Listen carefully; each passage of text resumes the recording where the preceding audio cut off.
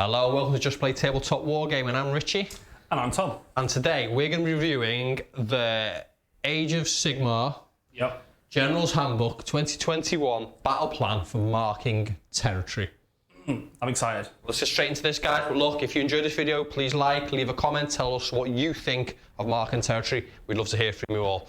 So, let's bring it up. Have a look at what this one's all about, how we deploy on this one, okay? So this is your classic deployments, attacker in red, defender in blue. You've got 4 objectives on the battlefield. None of these are prime objectives, okay? A prime objective is one that cannot be destroyed, okay? A common one for that is through the gear, realmscape abilities, okay? Sure. It's got all your classic stuff we start in every mission, okay? We're gonna deploy, we're gonna alternate. Person who finishes deploying first gets to choose if they want to go first or second. Now, how do we score in this one? This is a big one, okay? Start from the 3rd battle round, one player immediately wins a major victory if they control all of the objectives on the battlefield. If neither player has won a major victory by the end of the battle, then the player that completed the most battle tactics wins a minor victory, okay? And then it goes to grand strategies for a minor victory if it's a tie after that as well, if you've both done. Sure. All right. So this is a classic, really, right? Yep. It's one that we've seen lots of times before. It was Blood and Glory, I believe, is the one that was commonly known as, okay? And this is starting from the 3rd battle round. So the big one with these instant win ones is you can set yourself up to win them on 2. Right? So you set yourself to win on 2. It flips to the 3rd battle round. You win the roll off. You take it. You win. Start the battle round. Bosh, we're done. Okay, so it's quicker than you think. And now let's add another element into this now. Because of gear, you can destroy objectives as well, right? But that's like if you've gone second though, right? So yeah, so if you go first, you can instantly win. But if you go second, you can at least keep it alive. Yeah, exactly right. You can be like, okay, I'm going to remove that one, okay? And I presume that sequence is in the right order. So starting from the 3rd battle round, and we've got whoever goes second gets to pick one to destroy. There you go. Yeah, so at the start of the 3rd battle round, after players roll off to determine who has the first turn. So to be honest, you don't even need, it just happens. Get to the 3rd battle round, if you've got them all, you've won. It doesn't matter if it's your turn. So this actually beats out that.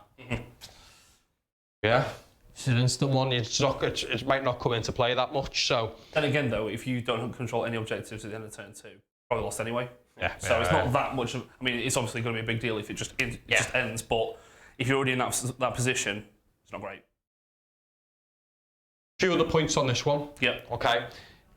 It's talking about battle tactics that we want to talk about on this. Sure. It's got the big empty middle zone. So it's hard to do a couple of these makes it a little bit more difficult. So the battle tactics, the ones I'm thinking about for this one are, I'm thinking about Savage Spearhead, okay? Because you're harder to get into the other person's deployment zone on this one, right? It makes it a lot more difficult because the zones are so big. So the zones are so small, sorry. So it's harder to get into the opponent's one. Now, the other big one here is aggressive expansion. Pick 2 objective markers that are not wholly within your territory. You see that none of these are wholly within your territory, right? They're on the line, so they're not wholly within. So you've got loads of scope to do them on this one. So it's up and down on the battle tactics side of things here. Do you like these instant win missions? I do, but that's because I'm typically the aggressor. So from an aggressive point of view, if I'm fighting in your side, you have to repel me. If I'm the one that is a castle, I would absolutely hate it. Because there's very little chance of me getting out to reach and get the other ones. So you're literally just playing for the minor straight away. And then ideally, maybe you can delete one if you go second, and maybe you can just snatch the other one and repel enough. As an aggressor, yes. If I was a defender, probably. Look, I guess I don't not like them. I don't really put them in my tournament packs. I definitely don't play them when I practice. But I've had fun games in a tournament, you know. And people always like them to separate winners and losers, you know, with majors and minors. But you know, are we going to give different points for majors and minor wins now? You know, are we going to just have winners and losers? Are we going to rely on the points, the big differences in the points that you get? So I think that will edge out to be, you know, and you know where people see that going through. Well, look, that's our review of marking territory. Sure. It's an old favourite. We've been around before. There's not so much more to say. Decent up and down on the battle tactics on this side. So I don't think it's an auto-include, but I think if you do want to separate the winners and losers, it's a very good option for Game 5. That's a good one. It's a good one. So look, guys, let us know what you think of marking territory, and if you enjoyed this video today, please subscribe so you can keep up to date with all our content. Thanks very much for watching. See you later, guys.